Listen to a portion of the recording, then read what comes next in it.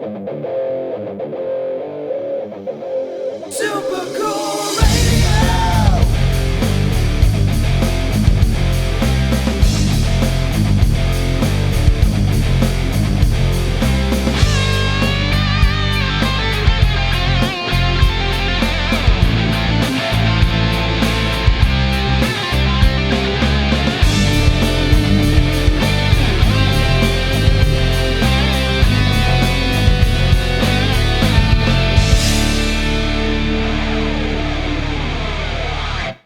Hello everyone, thank you for watching Super Cool Radio. I am your host as always, Matthew Thomas. And before we start this episode, I want to give a big thank you to promoter Christina Avila for making this interview possible. She works with so many talented musicians and artists, and I really enjoy working with her. Thank you so much, Christina. Now, let's dive into this episode. I got a really great guest with me at this time. He's a very impressive guitar virtuoso who has worked with many talented musicians, including Wilfredo Reyes, Bob Parr, Larry Carlton, and among many others. Make sure to check out his last studio album, Cielo Nocturno. Please welcome Russ Hewitt. Thank you, sir. Thank you so much for hanging out with me here on Super Cool Radio. Absolutely, man. Thank you for having me. Yeah, so I've heard a lot about you. I really look forward to this podcast. So before we dive into everything, I know we got so much to cover, but I want to know, just fun question to kick this interview off. What music have you been listening to this week? Ooh, this week. Actually, there's a guitarist named Tony McAlpine. He's an instrumental guy. He just put out a new album, so I've been checking that out. I just got the latest Iron Maiden, so I've been checking that out. The Mammoth, Wolfgang Van Halen, I checked that out this week. So I love my palette of music is all over the board. So,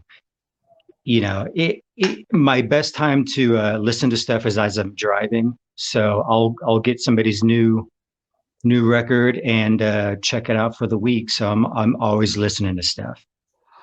Right on. I really like that, especially like I'm kind of similar with you. Like my music taste kind of goes all over the place. Sometimes I'm on kicks of like I want to listen to this band or this style of music, but then like the next week I'm like, okay, I'm going to listen to something completely different.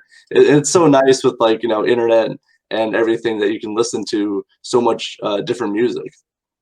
Yeah, and there's so much out there. I mean, there's so much music by artists I like, and even I'll see an interview or a review of a band that might interest me. So I feel it's an injustice not to at least listen to it or give it a shot. There's a lot of incredible musicians out there putting out incredible stuff, and it's like, if they spend a year or 2 years writing and putting out something, I'll spend 5 minutes listening to your song. And I've come across a lot of incredible artists that way. Just giving them a chance is, I'll give you 4 songs, and if I like it, then I'm gonna devour your catalog. Yeah, I like that, especially as I said, there's so much out there that it is worth the time to like find something like, hey, I'll give this a shot. Like I sometimes scroll through like Instagram, if someone's like, hey, you should check out this band, I will, because there's so much out there, and like there's so many bands I've come across where like they've emailed me submissions to my show that's like, how have I not heard of you before? Because like this is really good. Well, that's the problem. Well, not problem. That's the thing with YouTube. Everybody falls into the YouTube wormhole of where, I'll discover a guitar player I've never heard of before, and at the end of an hour, it's like, this is the best guy I've never even heard of, and so I fall into lately traditional flamenco guys, where the footage of that before just didn't exist. And then, so someone's uploaded some of that, or, just guitar players at home doing their thing. I'm like, wow, this guy's incredible. So it's encouraging, and it's like, all right, there's a lot of good stuff out there still. Oh yeah, for sure. And yeah, YouTube, like some people fall down like wormholes, like conspiracies and all this stuff, but like we fall down wormholes of like, wow, this is fantastic music. Yeah, yeah. No, I every now and then I go through my Kiss, and I try to find the videos of the Kiss Alive 1 and 2 era, all the old Queen stuff. I mean, even the Fleetwood Mac or the Eagles is like these guys were just incredible live, and it's amazing that 30, 40 years later it still sounds as good as it came out. Yeah, like I love live music. I love like seeing it or watching it, listening to it, whatever. Like live music, there's just something about it, like that you actually see the musician who the musicians, the band you like actually performing music in front of you or like through a TV or something. There's just something to it. Yeah, well, and then live too, the production of the studio is taken away. So you hear the guitar, or maybe the bass or the vocals as it was intended to be heard or as they had written it. I was like, oh, well, without the 5 layers of harmonies and the backup singers at the root of it, it's just a rock song, and then a producer will get it and maybe change it up and do some things. So hearing it live to me is just hearing it as a raw, as it was intended version. Yeah, I totally agree. It is when you see it live, it is raw. It's like any mistakes or any kind of differences they make, you could definitely tell. I'm not saying musicians make mistakes during live shows, but any kind of differences because sometimes musicians do change up. There sometimes the songs and stuff live, but it's always a treat every time. Yeah, yeah, no, that's performing it live. I mean, that's always the thing now, particularly now with me, is I've got to in this day and age with cameras and YouTube and video, the stuff lasts forever. So before, if you had a bad show or if you just wasn't feeling it that night, you'd kind of forget about it and move on. But now you got to be conscious, like this may live on forever in the ether world. So you got to be careful. Yeah, definitely. Even if you think you're not being filmed, you might be. So like, you have to always bring your A game. Yeah, absolutely. So what are you listening to? What have you been checking out lately? All right, so this week I've been on like a huge punk rock kick. So I've been listening to like 80s punk rock, like Agent Orange, Black Flag, that kind of stuff. Also Iggy Pop, his Post Pop Depression album, and his live Post Pop Depression live album too. That's just awesome. And then I started listening to let's see, Genesis. I started listening to that this week as well. Kind of like the more Phil Collins era, Genesis. Okay. So did you ever get into the Peter Gabriel era? I did listen to some of it. I mean, I listen to prog, occasionally, but I don't know. It seems it's very different from like the Phil Collins era where it's more Yeah. pop. It's more easier listening. The prog stuff, I'm not like disliking it, but it's also not necessarily the style I like listening to. No, I'm right there with you. I mean, I'm the same. Fleetwood Mac went through that with the whole blues thing. Pink Floyd went through that. But I like the structured song, the pop, something that draws me back to it as opposed to just prog for being prog. It's like I can handle that in doses. I love Dream Theater. I love Yes. I love, Animals as Leaders. I love a lot of the new stuff that's coming out, that your attention span for prog has to be either 100% or nothing. So I've got limited headspace to absorb what I'm listening to. And I like to like kind of follow along with the song. Like if I know what the lyrics are, if it's kind of easier to remember the lyrics. Sometimes with prog, you can go like a couple, like 2 or 3 minutes without any lyrics. So it's like, well, that was nice, but I kind of want to like sing along to the song as well because I know it. Right. Yeah. No, I'm right there with you. So like, no, I've listened to Dream Theater. I do like Dream Theater because I think it's a little bit different. I think it's more rock. Like it's actually like more rock than and with more prog elements, but with rock and roll too. So it's slightly different, I would say, like than like the early Genesis. Oh yeah. Yeah. I agree. All right, so focusing on you, I'm chatting with Russ Hewitt right now. So how'd you get started as a guitar player? Like what drew you to playing guitar? My older brother played guitar. So he's 4 years older than I was. So, just as a younger brother, whatever he did, I kind of followed along. So he had the guitar, he had started playing for a couple of years and was actually good at, did the high school band thing and so forth. And just as I started to have some interest with it, the friends I was hanging out with at the time also got guitars. So it just kind of made sense. And so I got the guitar, friends got the guitar, and we just kind of, messed around for years. And then at some point, my brother quit the guitar, decided to move on to something else, and then sold me his equipment. And then at that point, I had a good guitar, I had good pedals, I had a good amp, which, unbeknownst to me, a good guitar and a good amp actually is easier to play and it makes you want to play. So, and without, kind of without the pressure of an older brother that I'm in competition with, I just kind of took off from there and hadn't looked back since. And when did you start, when did you get, the good equipment from your brother? How old were you?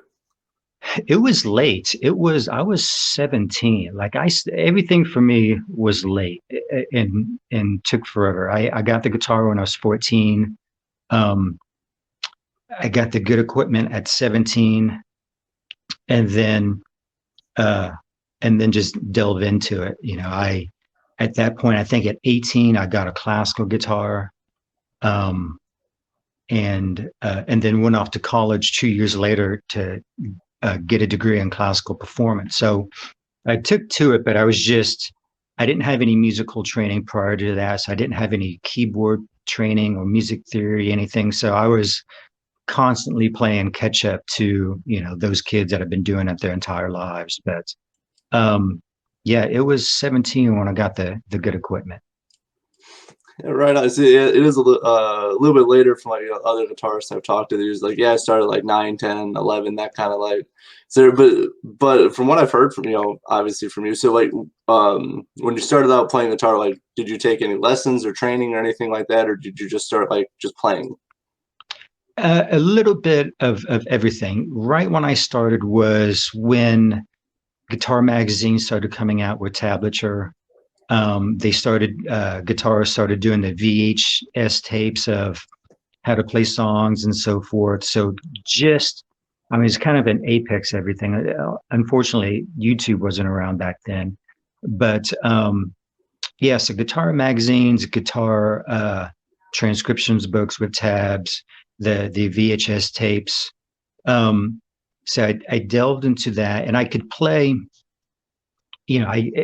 I could play a lot of stuff. I thought, oh, well, this is great. It's easy. And then I read in an interview, there's a guitarist named Vernon Reed, who's guitarist for Living Colour.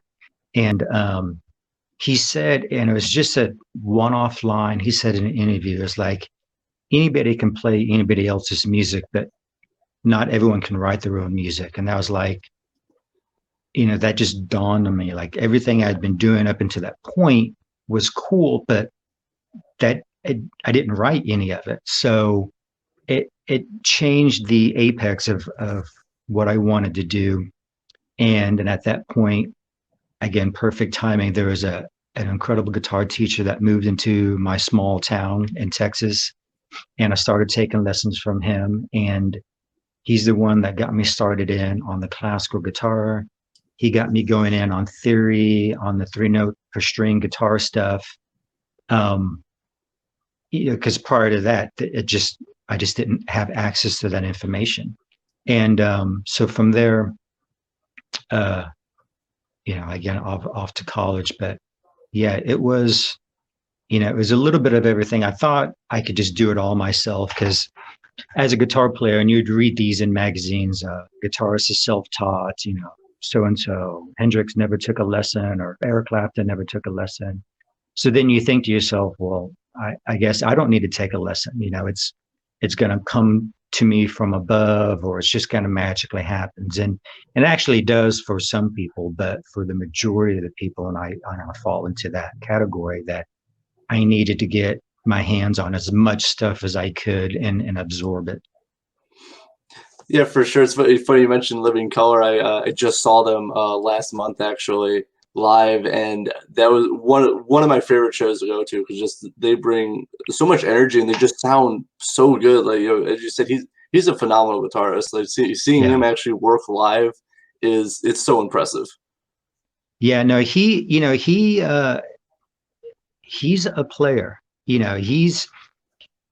I noticed this with a lot of good musicians, a lot of good guitar players, and I'm sure you'll notice this too. Like they're just wired differently. Like their thought process on what they do with the information in their head is just different. And I can tell early on off, their first big album that the way he approached stuff was just different. And he wasn't trying to be anybody and he wasn't trying to sound like anybody. It was just he was doing what he was doing. And that's a lot to admire with a guitar player just kind of going for it.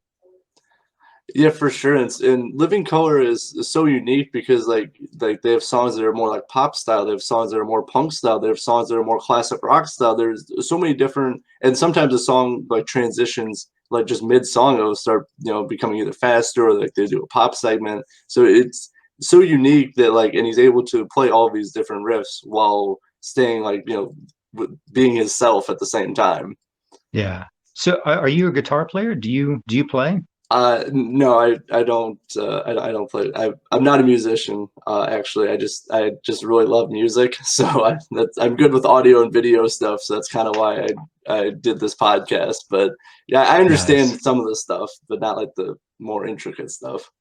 No, that's good. It's funny.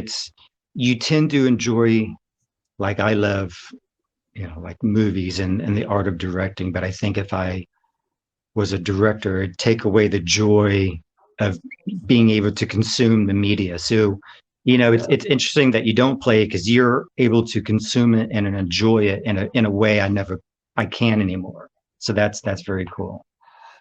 Yeah, I think it's just because I just love it. That it's just like just the love of listening to music, and I understand like obviously the different genres and playing and a little bit of guitar playing. I understand that, but yeah, my wheelhouse is mostly audio video editing. So like when I do shows, when I cover a show for like for video and stuff, it does take away a little bit because like I have to work. I have to make sure I have to be Right. at this spot. I got to make sure the lighting's good over here. So it is. I understand, like you with directing is like me with covering shows. It's like I want to see this band live, but I also have to film part of it to add to my show. So it's kind of it's still fun, but it's different. It's a different kind of work. Yeah. And in fact, I have to split up the music that I listen to because it's hard for me to churn off the analytical side. Like, oh, are they, what's that melody or what key they're in? Are they changing keys for the chorus? Or so I gotta, if my brain is churning, then I'll listen to something analytically or the new music. But sometimes I gotta turn it off. I gotta either listen to something I'm very familiar with already that I don't have to analyze or break down, or just listen to like talk radio. Because if it's just always new music, my brain just doesn't stop. And it's like, okay, I can't run all day on this analytical side. So yeah, I've got to either critical listening, enjoyment listening, or just talk radio. I'm kind of the same way with like when I did a lot of like album reviews last year, which was cool, but like sometimes it got like, oh, okay, I just want to listen to this music for fun instead of like trying to write a report on it pretty much. So yeah, I am the same way. And some people ask, hey, can you review this? I go, uh, let me listen to it first and see like about it. But yeah, I totally understand you, man. Nice. So I do know. So you have some endorsed guitar equipment. So like what do you use? I use all of it. The thing with my endorsements is I I approach it in the opposite way a lot of times. Like, someone, because I go to these big guitar conventions and music conventions, and and I've seen it too, where, someone come up and, well, I'm interested in your product, can you sponsor me or whatever. And I do the opposite. Like I'm endorsed by Golden Guitars. Well, I had been playing Golden Guitars for a decade before I even met them in person, so I'm like, so then when I finally met them, I knew their product. I had, gig stories and war stories. I had product suggestions like, hey, you guys should, so I knew the stuff. I played it. I played their booth. They heard me play, and then a relationship was started. The same thing with V picks that I do obviously a lot of fingerstyle stuff for the classical and the flamenco. I'll do hybrid stuff where I'm holding the pick and using my fingers. And then sometimes I'll just use only the pick. So the tone of the V picks matches the tone of my fingernails. So if I'm playing something on the guitar and I'm going fingers only, pick and fingers, or just the pick, your ear will have a hard time telling the difference that I'm even switching. And all the other picks that I've used, it's a distinct sound. It distinctly sounds different than my fingers and the pick. So I wanted a smooth sound between them. So I've been using V picks forever, long before I ever met Vinny Smith from V picks, and told him about his pick. I went through his picks, what I loved about it. Again, some suggestions, because that's just what I do, and started a great relationship with him. And I've been with him for almost a decade. So I've got a ton of endorsements, but it's stuff that I use that I can just ramble on about, why I use it, how I use it, how it makes my sound better. So that's my approach is I'm never trying to it's not like awards. So I'm not trying to gather all of these endorsements just to go, look, I got a dozen endorsements. How great am I? It's the opposite. I use the stuff. I love the stuff. I would use it regardless if I was endorsed or not. It's a bonus that I am, but it's not going to be a determining factor. I really like your mindset for the endorsed equipment, because I know there's some people hey, I got to get endorsed by stuff, but if they don't use it or don't like to use it, then there's really no point of trying to get endorsed. But you actually use the equipment, because that's what I was reading. I read your bio on your website. That's how I was kind of gathering my information. But yeah, you actually do use everything, and I didn't know that there's actually a distinct sound that each pick company makes. I didn't know that. It's by default, because with the pick there's different thicknesses, there's different materials.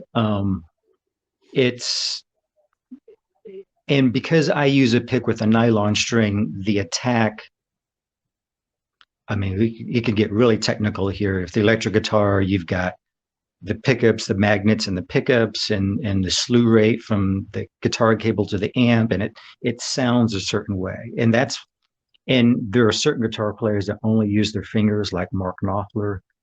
Brian May uses a washer for a pick, which has a very distinct sound and tone. So, the pick that you use makes a huge difference on a nylon string, because you're not being covered by distortion and traditional guitar pickups. So with a nylon string, it can sound very thin, very brittle, very bright and biting, which is fine if that's the sound that you want. But for me, if I had a bright and brittle guitar pick sound and then went to my fingers, it would be too drastic. And then so it was just a matter of finding the right density and the right material for me. I know Carlos Santana uses this pick, the V picks. Billy Gibbons uses the V picks.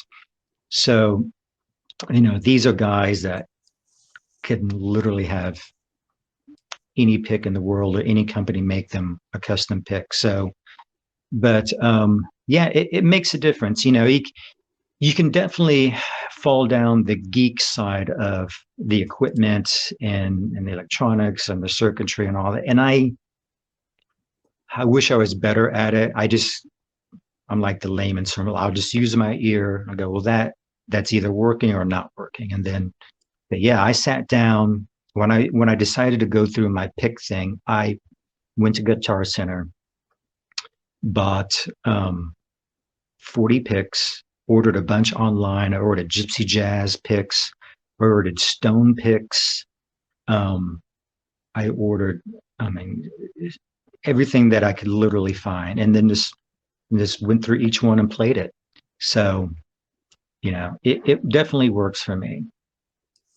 Yeah, it is about just finding the style you want and just being familiar and comfortable with your equipment, because that's going to bring out, if you're fighting your equipment, then you're not bringing out the best sound. That's one guitar player. I heard one guitar player actually say, if you're fighting your equipment, you're not going to be the best.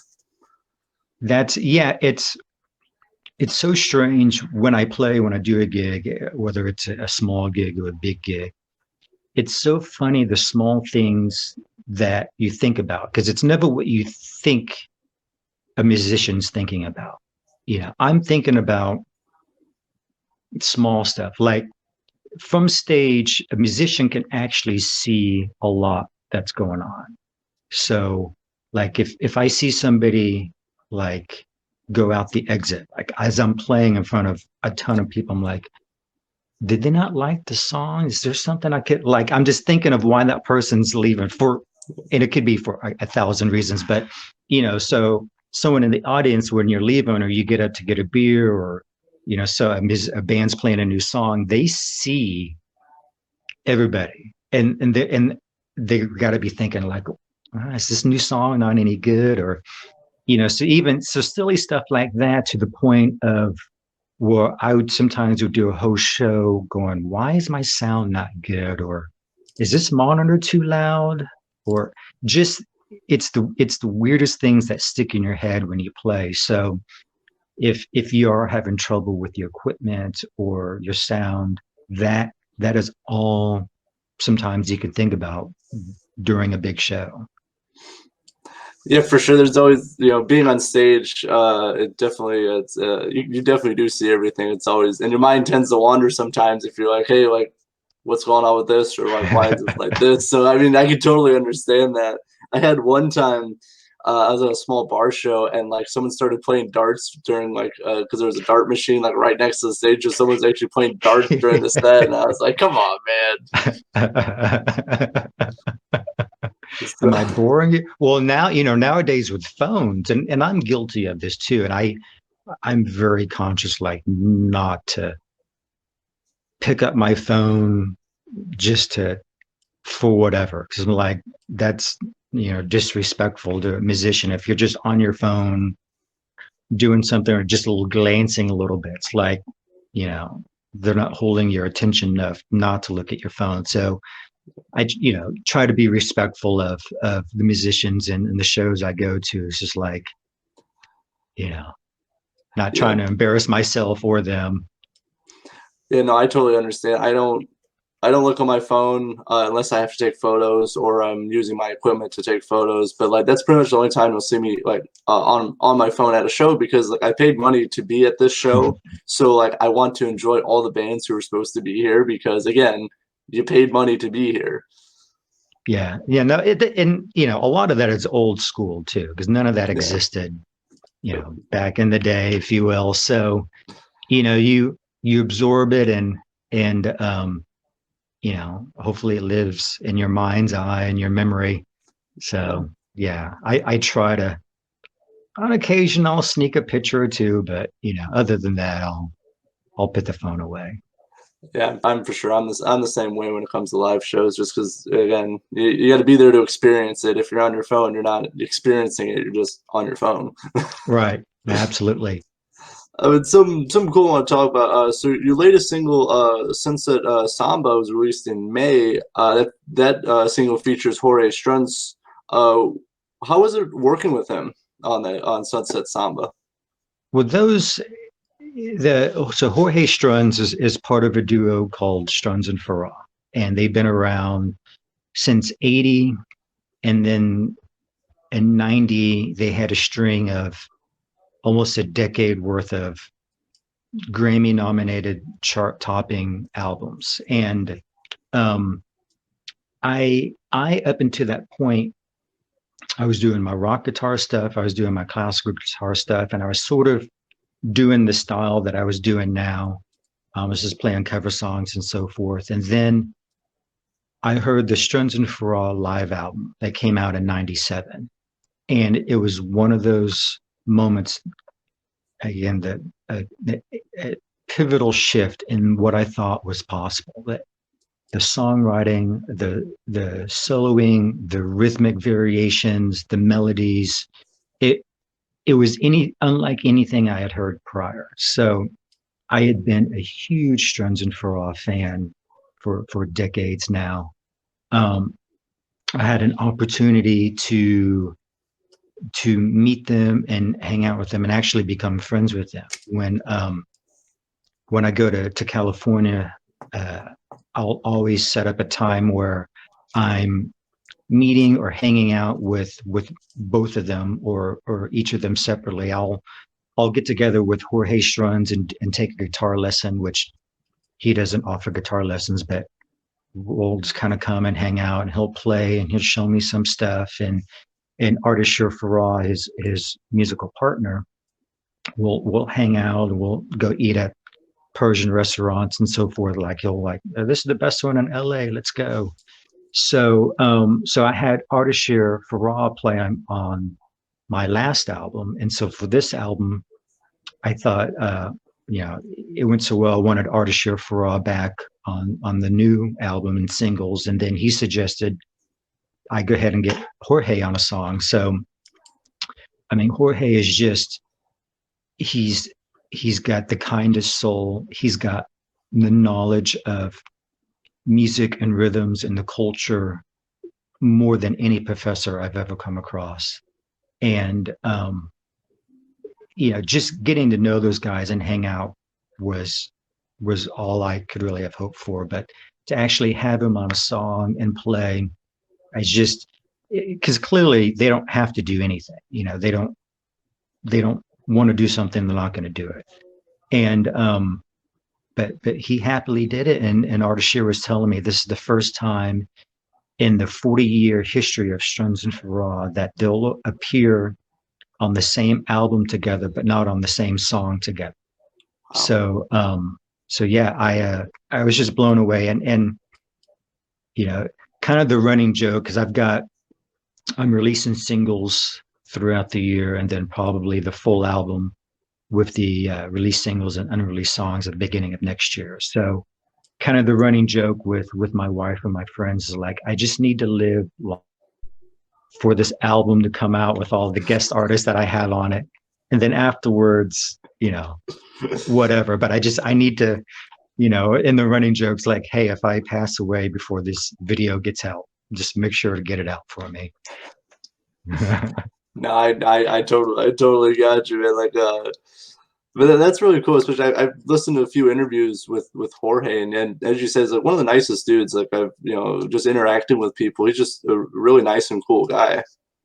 Yeah, his energy. I mean, he, whether you're into this or not, but certain people's aura and presence, they invoke kindness or happiness or just a peace about them. And he is, anybody that's ever met or spent time with him, he's like, again, just coming up and just hanging with him in a studio and just talking, just geeking out and talking shop and talking guitar players, and then, ask him how he plays some things, or, show me some secret rhythms that nobody knows. And so it's, these are, moments that I'll cherish forever. Oh yeah, for sure, definitely. I've listened to Sunset Samba. I really enjoy it. Just the whole the energy and groove to it is it's really good.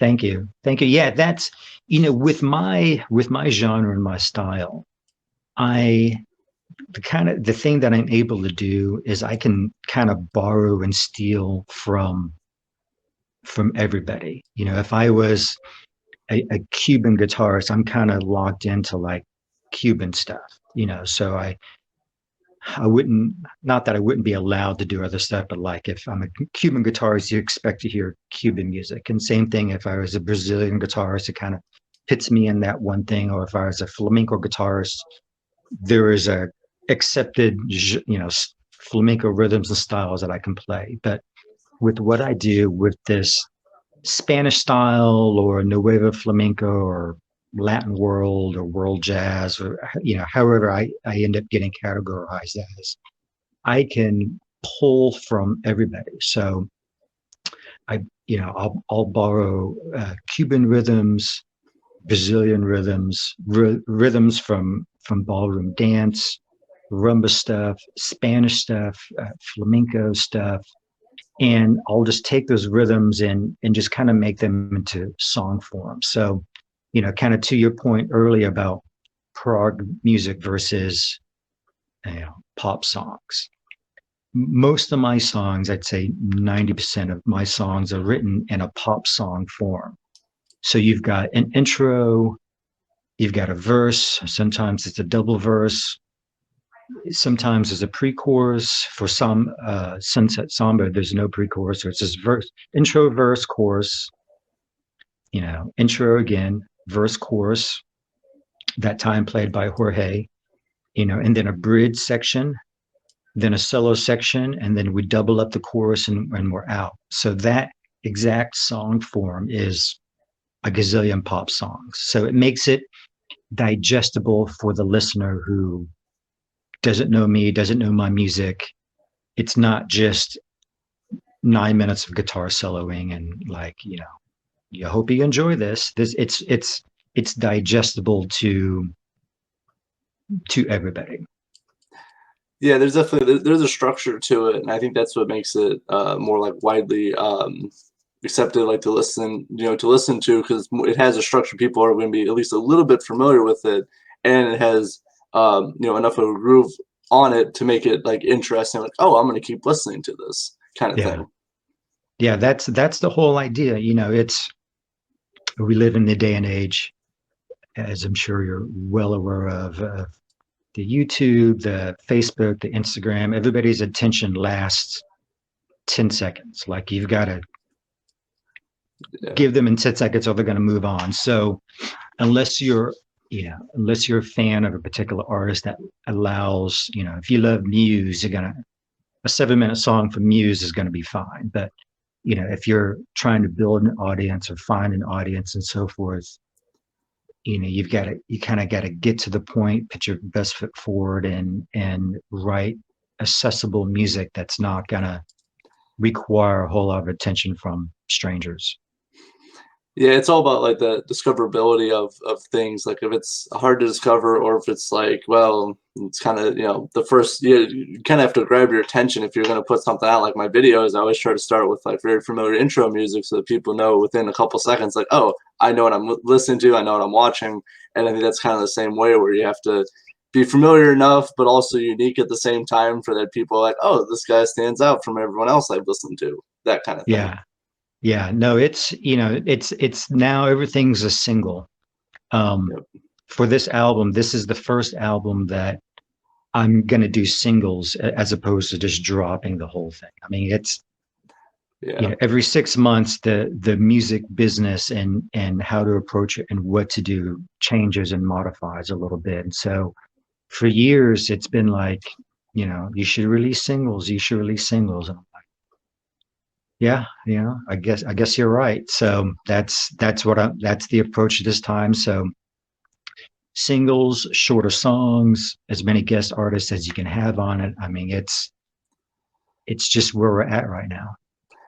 Yeah, it is. It's I like to call it the Spotify formula. Like obviously you have to everything you just said, which I mean I do enjoy singles. It gets people hyped for like an album or an EP or whatever. But at the same time, I knew a couple bands, like they released all of their album, all the songs on the album as singles. So like when you got to the albums, like I heard all of this before. I always like to be surprised. Like, oh, okay, I heard these 2 singles, but now I got 10 new songs on this album. that I want to listen to because I like the first two singles. So I think I think there's a little bit of balance, and maybe, I mean, I can wait. I don't know. Maybe I'm a different listener where I can wait a few months and like I want to hear this whole album as intended instead of I heard all these singles and now here's the album, but I've listened to it already. Yeah. Well, that's actually why I decided to only do half as singles. So when I do release the album, it is, it's again, kind of geeking out music wise. There is an art to album sequence. There is technically an adventure or a ride an album is to take you on. I mean, if The Dark Side of the Moon was released as singles, it would have failed miserably.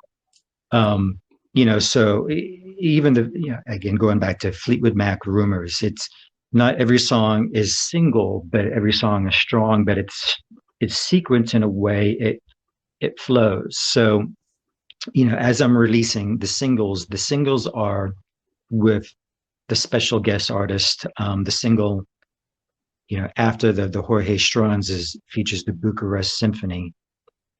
So anything with a featuring artist, I'm going to release as a single, but then the other songs that don't have a featuring artist that will actually glue the album together, I'm not going to release. So then when you listen to it or you purchase it, it'll flow nicely and there'll be stuff you hadn't heard. I do like this is actually well thought out, the releasing of like what singles and everything, how many singles. So I mean, I could see half an album. I'm okay with if like half the album's released, because then there's still another half you can listen to. Plus you can get the whole like flow of the album. So like, yeah, I heard this song, but now this song's gonna flow into this song and this song. So there is a lot of, unfortunately, like a lot of like calculations and like planning, marketing. There's so much nowadays that I don't think you didn't necessarily need. Obviously back then, like when Kiss dropped Alive, it's just like, here's Kiss Live. I mean, it's not the form that was easy form. Like, here it is, please listen to it. And nowadays, to like hold and get people's attention, you have to like think of all the steps as you just thought of and explained to put into an album release.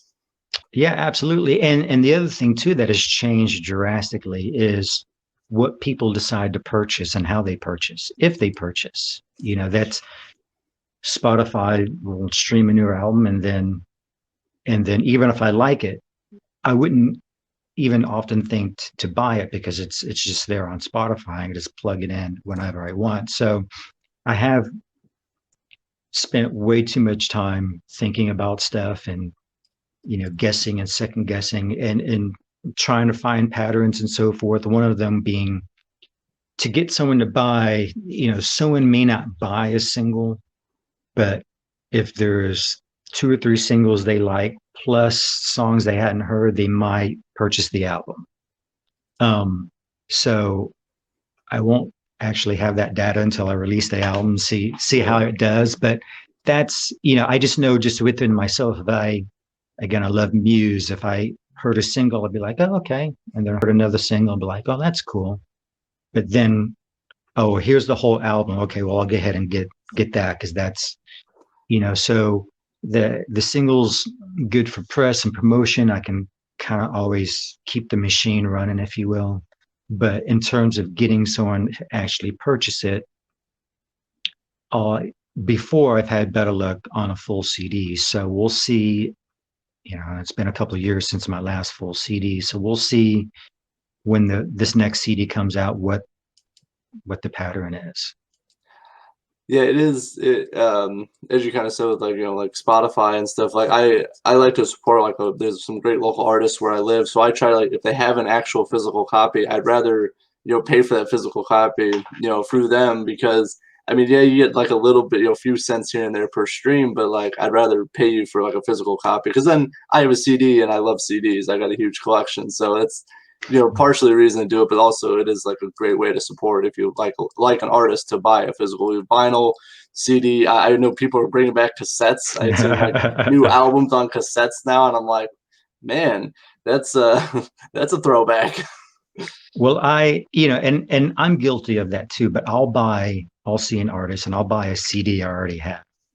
But they're there and they'll sign it and I'll get to talk to them, and the money goes directly to them, and it's just a way to remember the show and support them. So I mean, I've repurchased embarrassingly amount of CDs on people that I've seen, just to show some love. And yeah, the other thing too that I'm going to do is I'm going to, since most things don't even have a CD player anymore, on the next album, I'm going to do my music on a USB, but it's going to be in a cassette shape, so it's going to be like an old cassette tape, but it's just a USB that will have it. And with that, I can put in all the videos I would be doing for the album and give them extra material on there. But, I came from the era of where I had a junk car with a trash stereo system.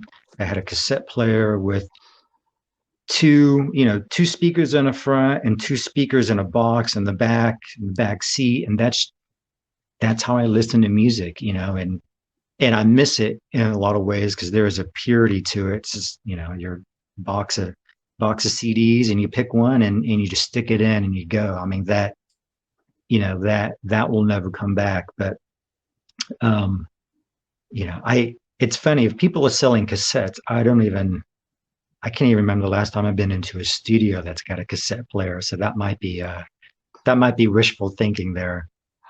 Yeah, I kind of thought the same thing because I don't know very many people. Like I know a few like old school people like who record actually like to tape, and but that's like one or two people that I know of, like people I've interviewed or for friends. So it's like, I mean, it's cool, it's nostalgia, but I don't know. I think I like my CDs. I drive a 2003 car. Like all I have is a CD player and a radio station, and a radio that only picks up like 5 stations. So like CDs are my go-to.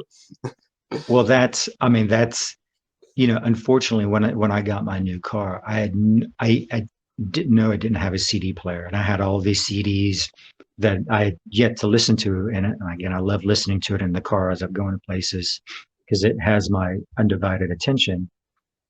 You get the new car, it's like, so I got to put everything on the iPod and stick it into, so that's just how it is. I am looking at pressing vinyl now is a lot cheaper than it was a couple of years ago. So I think after this 4th CD comes out, I'm going to kind of do a best of and put my favorite songs on an album and sell that too. So that at least I can have an album on the wall. It's like, hey, at least I did that. Yeah, I was surprised. So the numbers from last year, so vinyl actually outsold CD last year, which I'm kind of surprised it's actually making a big comeback. People are actually buying record players and listening to vinyl, which, I mean, it does have a unique sound to it. I do like it, but also most of the time I'm on the go. So like I have to put a CD in the car because I'm either going somewhere to a show, venue, work, whatever. I don't have too much time to actually sit down and listen to vinyl, but I mean, it is cool, a nice experience. Yeah, I think it's just I think as streaming went up, and then an older generation kind of went like, well, I left my albums. I think it just kind of crossed, like those that were getting CDs are just going to streaming, and then those that had the CDs and didn't want to mess with streaming as much actually went to get the albums. Because I still, I'll peruse, and a lot of the quote unquote new albums that are out are old albums being repressed, so it's like I can see that there's a market for, someone who's got a nice stereo system at home. It's like, I'm going to get my albums going again. Yeah, my dad's got an awesome vinyl collection. He's got like Black Sabbath, AC/DC, and like a bunch of other like cool bands. So like I've listened to like his stuff on vinyl, and it is so cool. It's vinyl is awesome, but also at the same time it just doesn't fit my lifestyle right now. But I definitely remember listening to vinyl like from my dad's collection. Yeah. Well, I mean, nothing was more sad was when you got a scratch on a vinyl. Yep. And it was there forever.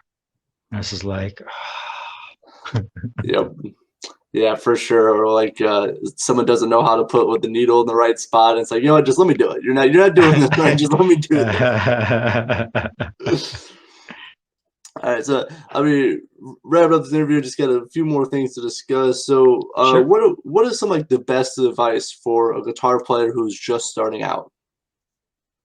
Um, just just play what you love. That's there's always going to be a path. Kind of the beauty of the guitar as opposed to like piano or violin, those instruments, there's a general accepted path in learning and playing.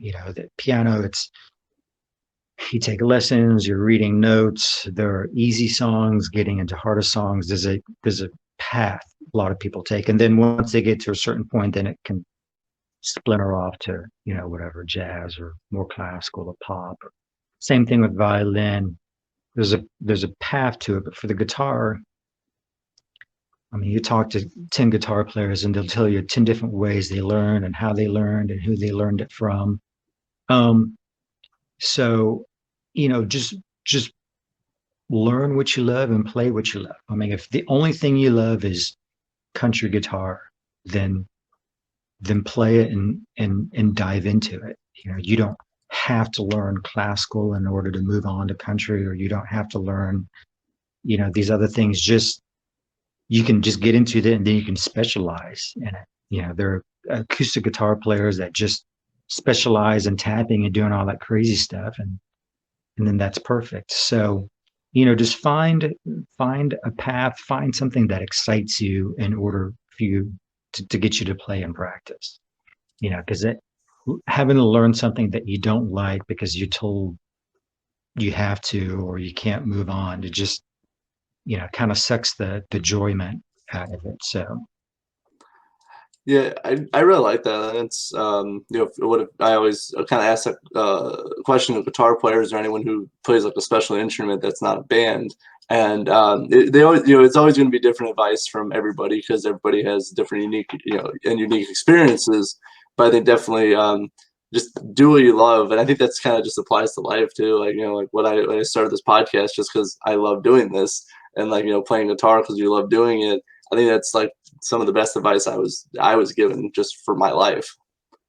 yeah, I mean, it seems simple, right? I mean, it seems logical. It's like, well, yeah, of course you should just do what you love and do it not for financial gain or for status or whatever. Do it because you want to do it, and then whatever path happens in front of you is whatever happens. So, but it's yeah, when I used to teach a lot, there were students that would have preconceived notions. Well, I always thought that, or I always heard that, and I'm like, nah, just Yeah, let's just do what you want to do.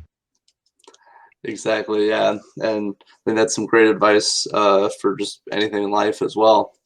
But Russ, thank you so much for hanging out with me here on Super Cool Radio. I do got to thank one person before I sign off and before I close out this interview. A big thank you to Christina Avila for making this interview possible. She does so much great work.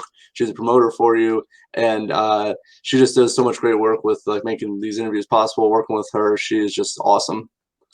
Yeah, no, I mean, she's been a godsend. We talk every couple of weeks or so, or sometimes every week, and again, that's someone who does something out of the love of it. It's she, and it's she does it not because she has to, because there's a gazillion other artists out there, there's a ton of other musicians. But I reached out to her. We get along great. She loves my music. She's of Latin descent and loves all the Spanish stuff that I do. And so she does it because she loves it. And we need more people like her in the world. Yes, exactly. And it's just, yeah, as you said, it's just her love of music. And she listens to like so much, different things. She's always bringing me like, hey, check out this artist, check out this band. And sometimes not even people she promotes, it's just people that she likes. It's like, hey, you Yeah. should check out these people. And it's just so cool to actually have someone who loves music that much. As you said, there's no like financial gain with anything she does. She does it because she loves it. And I think that is amazing. Yeah, no, absolutely. And that's, I mean, it's, you know, it's if you could find a passion, if it's a hobby or a side project or something that just brings you joy, I mean, the stuff that I do for, for money, for gigs, for work, and then the stuff that I could do a lot of charity stuff for Alzheimer's patients and for anything to do with pets. I'll do shows and fundraise and so forth for free because that's just a passion, So it's if you just find passion in projects and you just do it because you love it, then financial gain is a bonus, but it's not necessary. Exactly, for sure. But Russ, I had a great time chatting with you here on Super Cool Radio. I do have one more thing before I let you go. So how are you closing out 2021 and then looking into next year, 2022? So I've got a new single with a killer video. We flew to Mexico and found a location I've never seen before, and it's really, really cool with a very cool featuring artist that I can't mention yet. So that is on the docket. I don't know the release date. We've got a couple of things in the works for a big premiere. So I'm going to do that single, and then probably another single or two. Once December hits, it kind of just goes to Christmas music anyway. So I think I'm just going to do singles for the rest of the year, put out the full album in January. And we got a couple of other videos already done once the full album drops. So it's just, it's just press and promotion and lining stuff up for 2022. Right on. Definitely. I look forward to hearing the complete album and also the singles you've been working on as well, because I definitely really enjoy just the style of music, your groove to your music, your style and all that. So I definitely look forward to seeing what other music you're going to be releasing for this year and the album next year. Awesome. Well, I know some people I can probably slide you an advance copy. So, we'll see if we can't make that happen. Well, it would definitely be very much appreciated, I can tell you that. But for Russ Hewitt, I am Matthew Thomas, and you have been watching Super Cool Radio.